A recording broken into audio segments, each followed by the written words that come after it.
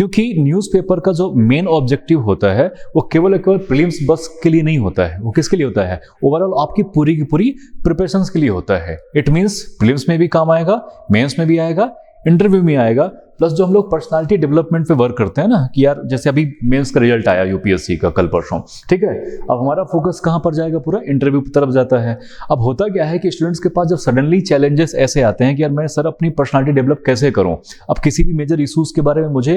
कैसे अपने आप को कोऑर्डिनेट करके चलना है, होता है कि नहीं होता है, क्योंकि एक इशू ऐसा तो नहीं कि एक ही दिन में पैदा हुआ और उसको आप एक दिन में कवर अप कर लोगे, क्योंकि एक इशू का जो एक हिस्टोरिकल पार्ट होता है। इट मीन्स जैसे हम लोग आज इंडिया बांग्लादेश रिलेशंस को देख रहे हैं कि बांग्लादेश में किस तरह से माइनॉरिटीज के ऊपर, ठीक है, अलग अलग राइट्स चल रहे हैं वहां पर। अब आप उस चीज को जब आप पढ़ोगे तो आपको पता चलेगा कि नहीं यार, बांग्लादेश में 2024 की प्रॉब्लम नहीं है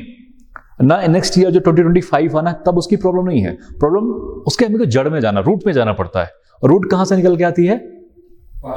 पास्ट में। पास्ट कहां जाना पड़ेगा अपन को कि फॉर्मेशंस कब होता है बांग्लादेश का, 1971 में होता है, ठीक है। बट जो बांग्लादेश के एक्चुअल में जो मेजर इश्यूज है वो कहां से निकल के आया है, इंडिया के हिस्टोरिकल पार्ट से ही निकल के आता है। वो कब का आ जाता है अपना, जब हम 1905 1906 बंगाल